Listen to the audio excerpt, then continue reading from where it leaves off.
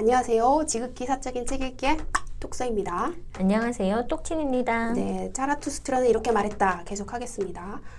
머리말 할게요. 네. 네, 똑치님 해주시죠. 네, 이 머리말에 그 앞으로 나올 이야기들이 좀 응축되어 있다고 해야 되나요? 그래서 이걸 읽고 뒤에 책을 읽고 다시 읽었는데 다른 게 또 보이고 또 보이고 하더라고요. 그래서 머리말이 아니라 계속 지속적으로만 계속 중간중간 봐야 되는 것 같더라고요. 이 부분이. 그래서 리뷰하겠습니다. 네, 자라투스트라는 나이 30이 되던 해에 산속으로 들어가서 자신의 정신과 고독을 즐기면서 10년을 보내다 자신이 깨닫게 된 지혜를 사람들에게 나눠주기 위해서 산을 내려온다. 이런 내용이 처음 시작이 돼요. 여기에서 똑선님 누가 생각이 나세요? 저 예수님이 생각이 났어요. 예수님도 30살에 고향을 떠나서 사막으로 40일간 들어가거든요. 네. 그리고 다시 40일 후에 나와서 사랑을 전하러 오시죠. 지금 자라투스트는 10년이고 10년을 보낸 후에 지혜를 나눠주기 위해서 또 사람들을 만나러 가잖아요. 네. 비슷하다는 생각이 들어요. 네. 지금 그 말씀을 들으니까 자라투스트라가 예수님하고 비슷한 수준이다. 예수님은 40일이 걸렸는데 나는 예수님이 40년이 걸렸다. 40일이 걸렸나요? 근데 이분은 10년이 걸렸으니까 예수님보다는 조금 더 오래 걸린 건가요? 네네. 네, 어떤 그런 의도가 좀 있는 것 같죠. 네, 의도적으로 그 성경 구절을 비유해서 네. 쓴 것 같아요. 네. 그래서 이제 산을 내려오다가 자라투스트라가 숲속의 노인 성자를 만나게 돼요. 근데 이 노인 성자는 사람이 너무나도 불완전한 존재라서 신만을 사랑한다 이러면서 자라투스트라한테 너 그렇게 내려가봤자 사람들한테 가봤자 사람들이 너의 말을 듣지도 않을 것이고 너는 불을 지르러 왔다고 방화봉으로 몰릴 것이며 막 이런 식으로 이야기를 하거든요. 근데 이 얘기를 다 듣고 자라투스트라의 가장 유명한 말이 이 부분에서 나오죠. 네. 어찌 이런 일이 있을 수 있단 말인가. 성자는 자신의 숲속에 파묻혀 신이 죽었다는 소문을 아직 듣지 못했나 보다. 이렇게 이제 이야기를 하거든요. 신이 죽었다. 네. 자, 이 숲속에 파묻혀서 살고 있는 노인 성자가 지금 기존의 가치를 계속 옮겨지고 있는 어떤 사람들을 이야기하는 것 같죠. 네. 새로운 가치를 받아들이지 못하고 기존의 관념에 진짜 파묻혀서 사는 인간. 네. 특별히 여기에다 이제 또 노인이라고 한 게 노인은 이제 나이가 들었고 기존의 가치를 굉장히 많이 오랫동안 받아들인 사람이자 또 죽을 날이 얼마 남지 않았으니까 생명력도 적고 그래서 이렇게 쓴 것 같은데 저는 이렇게 늙지 말아야겠어요. 네네. 네, 그렇게 해서 이제 그 사람들이 사는 마을로 내려오게 되는데요. 시장터에서 줄타기 광대의 고개를 기다리고 있던 사람들한테 자라투스트라가 이렇게 말하죠. 나 너희에게 위버맨시를 가르치는 극복되어야 할 그 무엇이다 라고 말했어요. 만약에 똑소님이 누군가 와서 이런 얘기를 하면 어떤 느낌이? 미친놈? 참 갑자기 진짜 정신이 이상한가? 막 이런. 뜬금없이 뭐 하는 거야? 그치. 막 이러면서 그냥 미친 사람 쳐다보듯이 훑겨보고 갈 것 같은데요? 네네. 그래서 자라투스트라가 약간 성급했다 여기서 약간 성급하고 사람들을 잘 몰랐다. 그래서 뒤에 가서 또 이렇게 깨닫는 부분이 나오기는 너무 하더라고요. 그 지혜를 나누고 주고 싶은 마음이 흘러 넘쳐가지고 좀 조급했던 것 같아요. 그렇죠. 네. 뒤에서 이제 또 깨달아져 가는 내용들이 나오더라고요. 그래서 자신이 깨닫게 된 지혜를 알리는 자라투스트라를 이 군중들은 비웃게 되죠. 그러면서 막 비웃는 그런 군중들을 보고 자라투스트라는 사람은 짐승과 위버맨시 사이를 잇는 밧줄이다 이렇게 말을 해요. 똑소님 이거 좀 설명 좀 해주실래요? 그때 되게 인상적이었다고 말씀하신 것 같아서. 이 구절도 자라투스트라에서 가장 유명한 구절 중 하나죠. 인간은 짐승과 위버맨시의 그 가정에 있는 거예요. 그 짐승은 정말 욕망, 이원론에 갇혀 있는 그 상태를 말하는 거고, 위버맨시는 우리가 추구해야 할, 초국해야 할 인간이 바로 위버맨시고, 우리 인간은 항상 요 가운데의 줄타기식으로 살아가고 있는 거죠.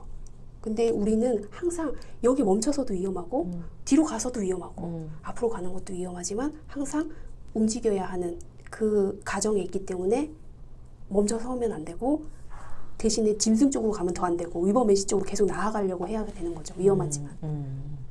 그래서 뒤에 줄타기가 얘로 나오는 건가요? 이 밧줄 때문에? 줄타기 강대요? 네. 글쎄요. 그거랑 또 이건 또 연결되는 게 아닌가라는 생각이 문득 드네요. 네네. 자, 그런 다음에 이제 여기서 저 완전 뜨끔한 부분인데요.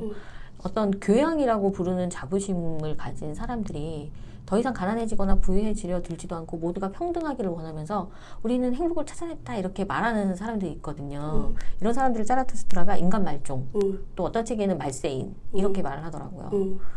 이렇게 인간 말종이다, 말세인이다 이렇게 이야기를 해요.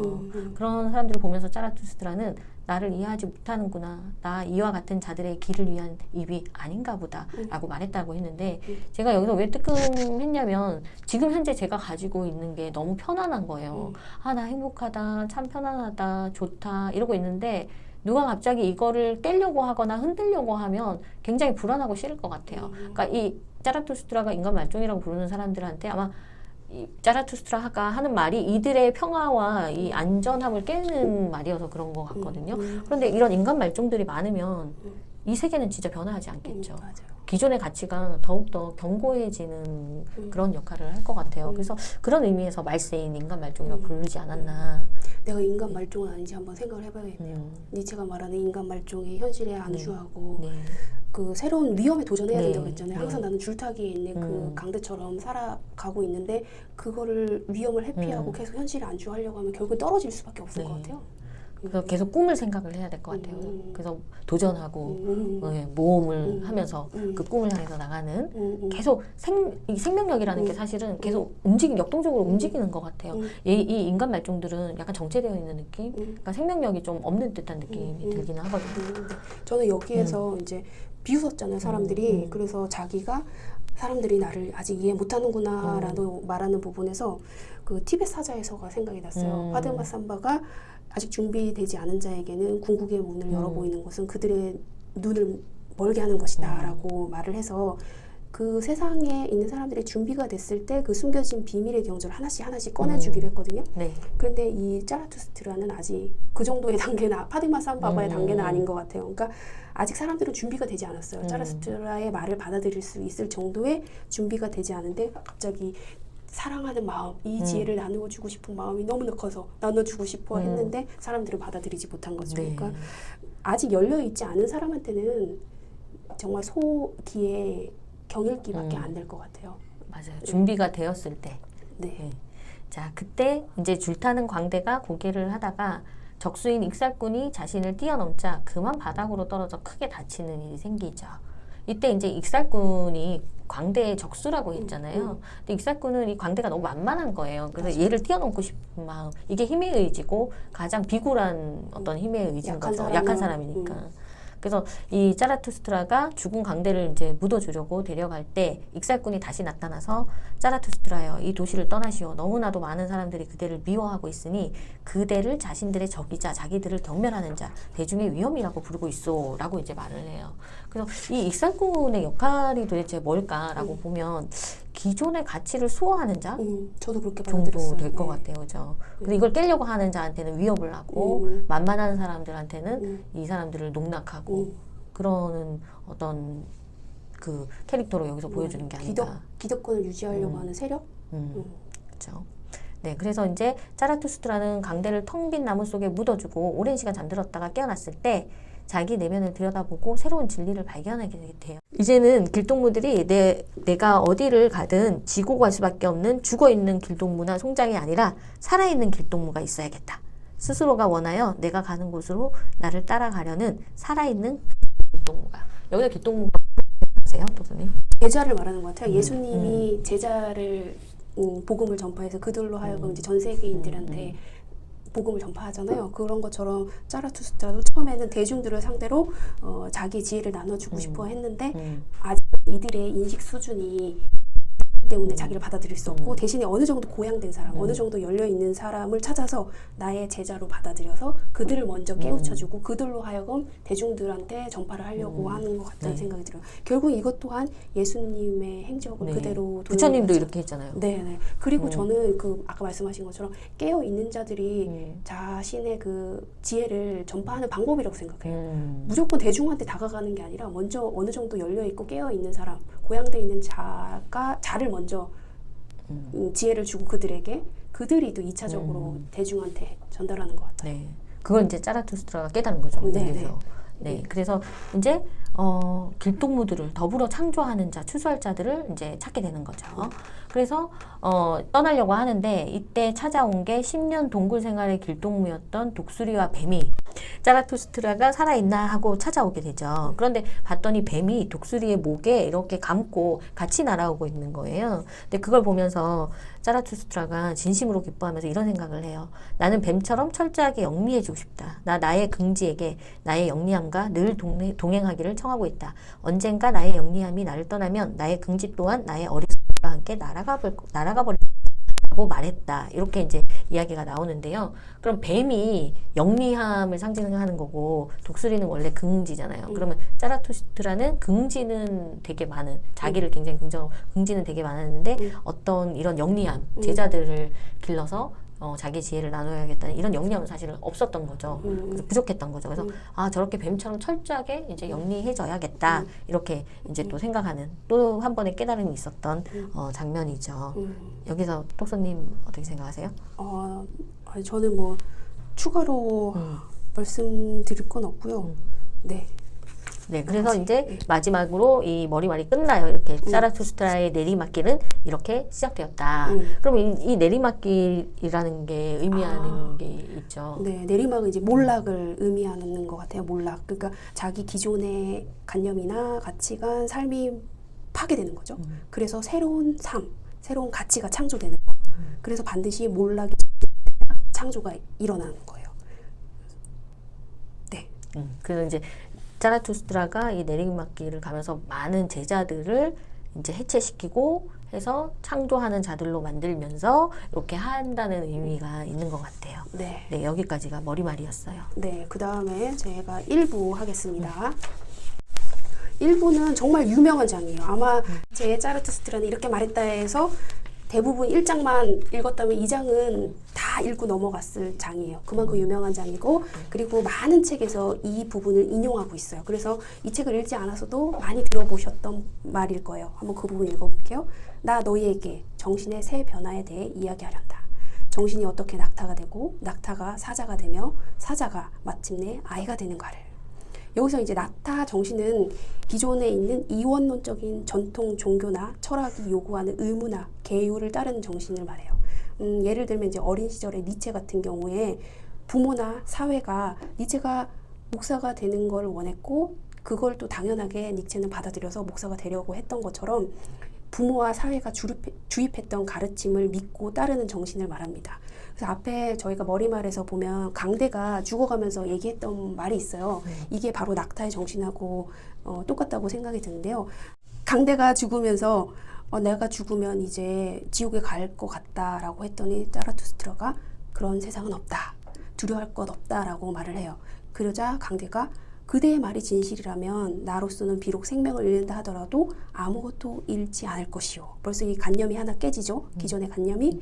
나야 사람들이야 매질을 하고 이제 강대의 삶은 결국엔 줄을 타기 위해서 고된 훈련을 했을 텐데 그 훈련을 하는 과정에 많은 매질을 당했어요. 그리고 변변치 못한 먹이를 미끼로 줘가며 정말 슬프죠. 예. 춤을 추도록 훈련시킨 짐승과 크게 다를 것이 없으니. 봐봐요. 그러니까 얘는 그냥 강대로 키워진 거예요. 너는 강대로서의 삶을 주입받았고 그걸 당연히 믿고 따르는 삶을 살아왔어요. 이게 바로 낙타의 정신입니다. 그리고 사자의 정신은 신과 신이 내려준 신성한 가치, 기존의 관념이나 통념에 매여 있는 것에 대항하는 정신이에요.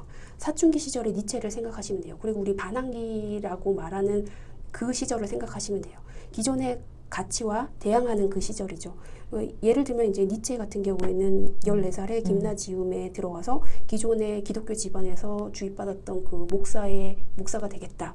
그리고 기독교 정신을 계속 이어받았는데 그 가르침을 의심하면서 신은 죽었다라고 말을 해요. 이게 바로 사자의 정신, 사자의 정신을 말합니다.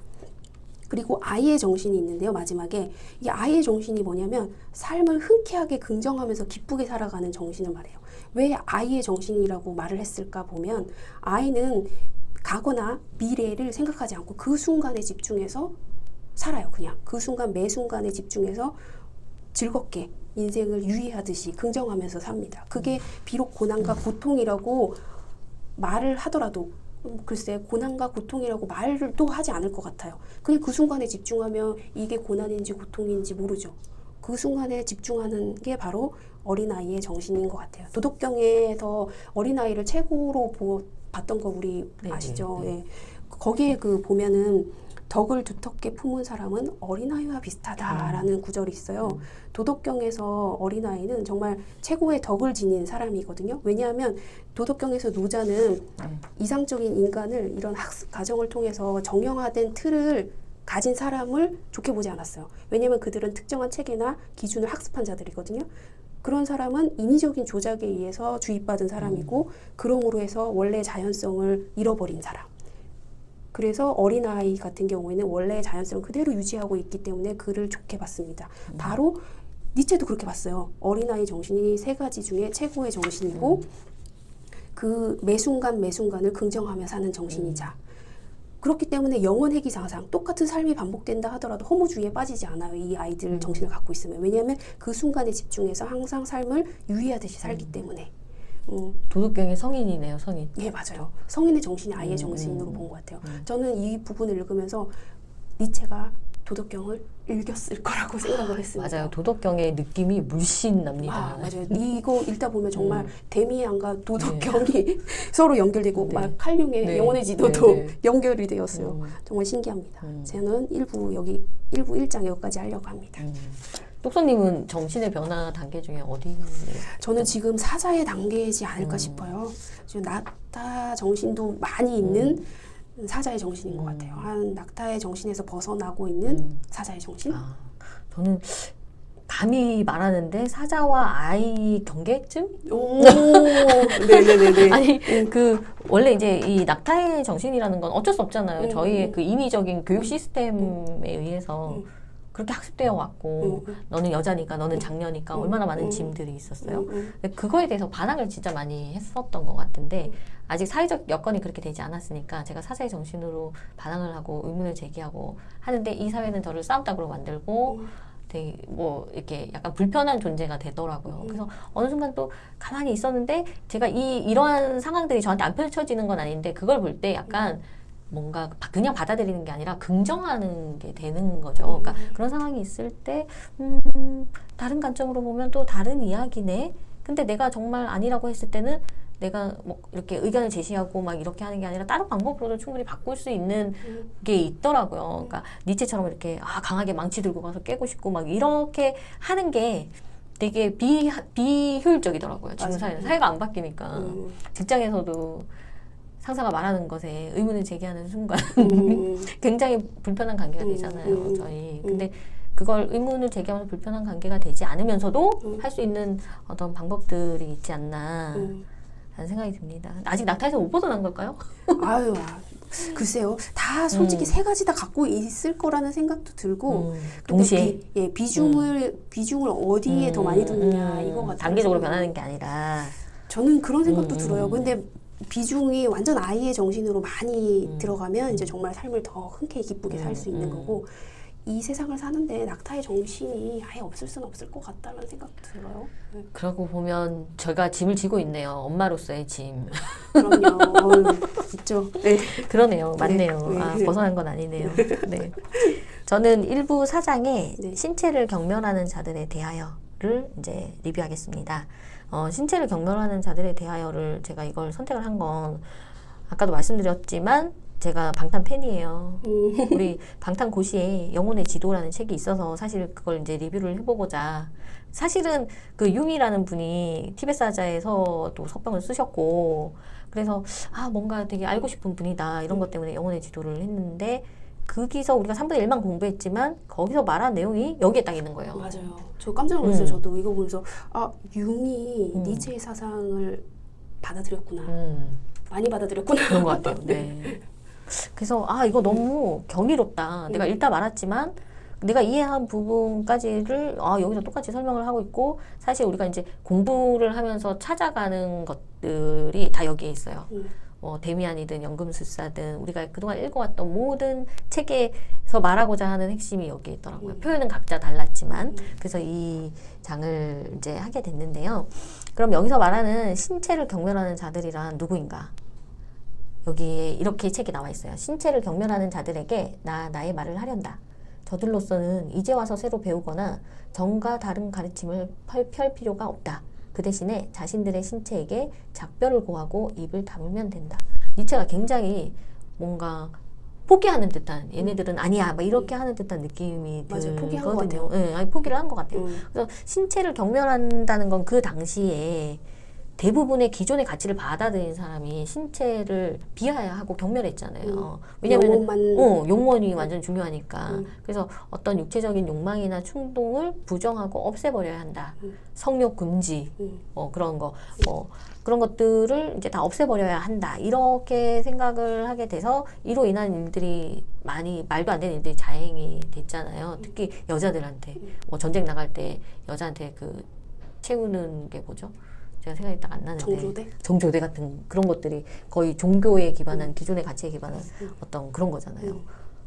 그런 것들이 자행이 될 수 있었던 게 신체를 경멸하는 자들에 의해서 이제 이렇게 되는 거죠. 그래서 이 사람들은 신체는 필요 없어. 영혼이 다야. 내 영혼이 좋으면 나는 죽어서 천상세계에 갈 수 있어. 이런 믿음 때문에 이렇게 한 거죠. 그래서 이 신체를 경멸하는 자들은 고양될 수가 없는 거예요. 니체에 따르면. 그래서 니체가 이렇게 이야기합니다. 깨어난 자, 터득하고 있는 자는 말한다. 이게 짜라투스트라였겠죠. 나는 전적으로 신체일 뿐 그 밖에 아무것도 아니다. 영혼이란 것도 신체에 깃들어 있는 그 어떤 것에 붙인 말에 불과하다. 신체는 커다란 이성이며 하나의 의미를 지닌 다양성이고 전쟁이자 평화, 가축의 무리이자 목자이다. 형제여, 네가 정신이라고 부르는 너의 작은 이성 또한 너의 신체의 도구, 너의 커다란 이성의 작은 도구이자 놀잇감일 뿐이다.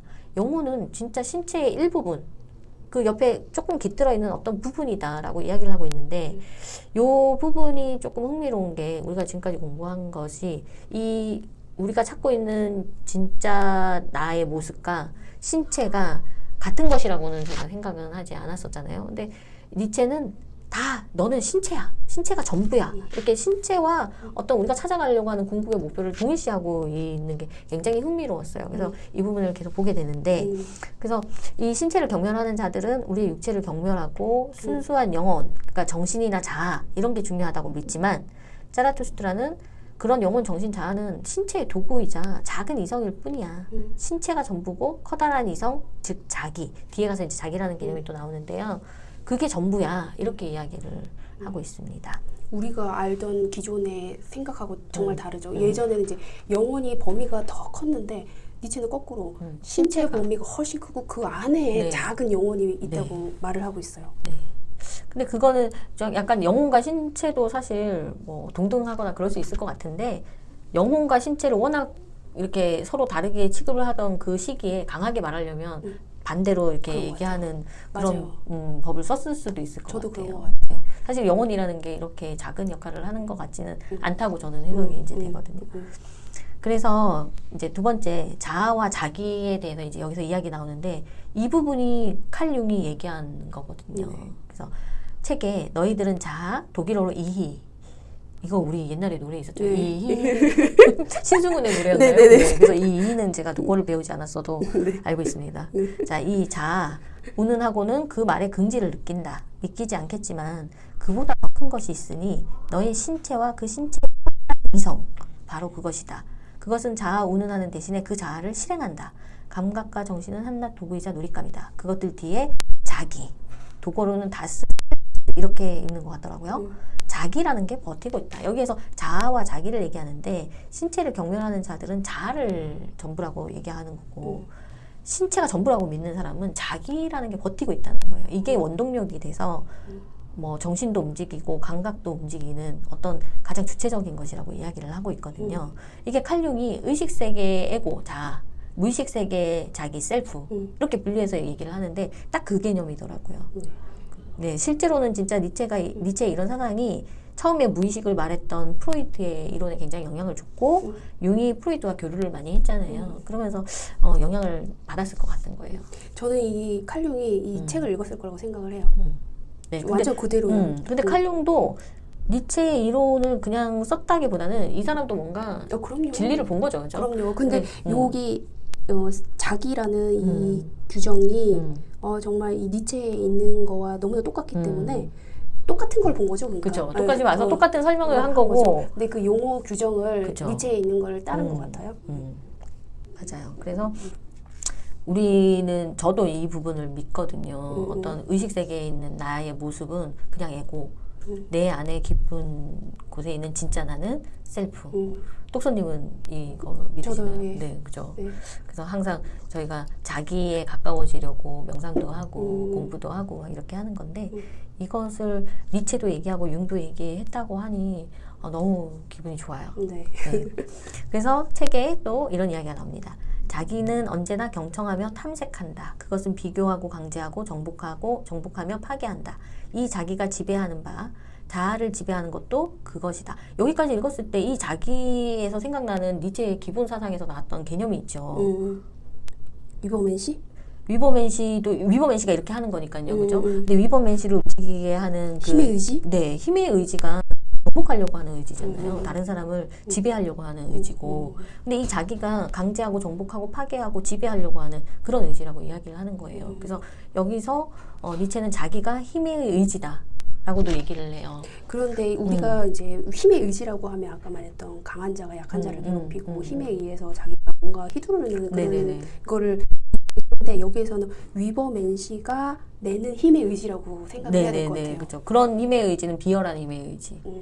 근데 위버맨 씨가 내는 힘의 의지는 자기인 거죠. 네. 자기 그래서 원래. 정말 자기하고 동등하거나 자기보다 우월한 자와 정정당당하게 겨루는 거거든요. 네네. 네. 이거 되게 쿨하고 멋있는 생각인 것 같아요. 그래서 형제여 너의 생각과 느낌 배후에는 더욱 강력한 명령자 알려지지 않은 현자가 있다. 이름하여 자기가 그것이다. 자기는 너의 신체 속에 살고 있다. 너의 신체가 자기인 것이다.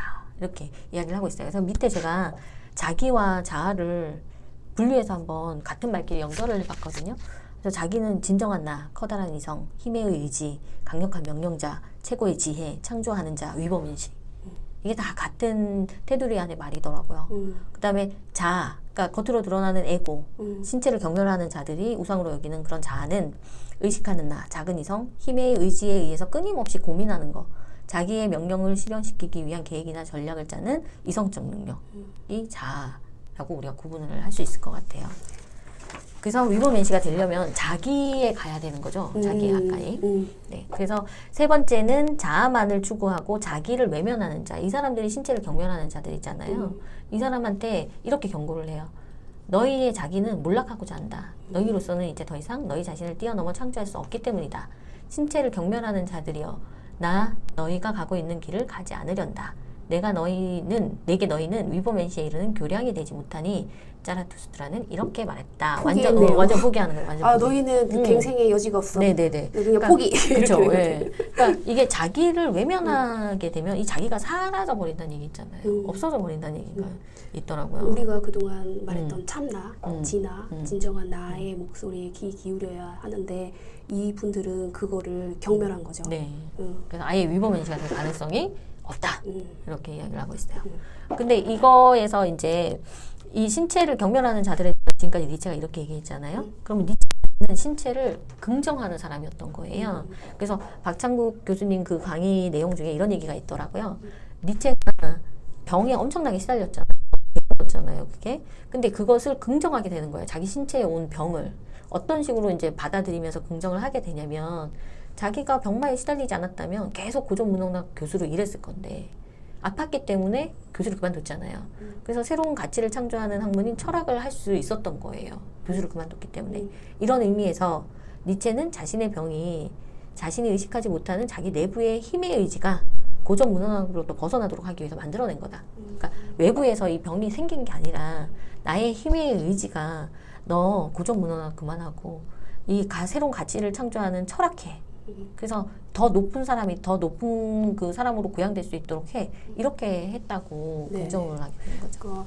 진나, 참나가 정말 내가 원했던 거는 정말 어떤 사람들한테 새로운 가치를 심어줄 수 있는 철학을 하길 원했는데 고전 문헌학 교수로는 새로운 가치를 만들어낼 수는 없고 그냥 계속 사실적인 것만 얘기할 수밖에 없어서 얘가 진정한 내면에서는 그걸 바라지 않았던 거예요. 그래서 이 힘의 의지, 진정한 힘의 자아의 목소리는 넌 그거 하지 말고 철학하야라는 뜻으로 병을 일으켰다는 거죠. 그래서 긍정했고 나중에 영원 회귀 사상에 그 엄습됐을 때 그게 갑자기 영감으로 떠올랐을 때 이 생이 반복된다면 아, 나 기꺼이 이게 가능했었던 것 같아요. 내가 병이 있었기 때문에 네네. 철학을 할 수 네. 있었다. 내가 하고 싶었던 것을 할 수 네. 있었다. 네, 여기까지 하려고 하는데요. 네, 아, 재밌네요. 아주 재밌습니다. 저희가 공부를 하고 있는데 정말 재밌습니다. 저희와 함께 하시는 분들이 있으면 더 좋겠네요. 저희 3시간이나 했어요. 그러니까 3시간 넘었네요. 네, 다음에 또 만나요. 안녕. 안녕.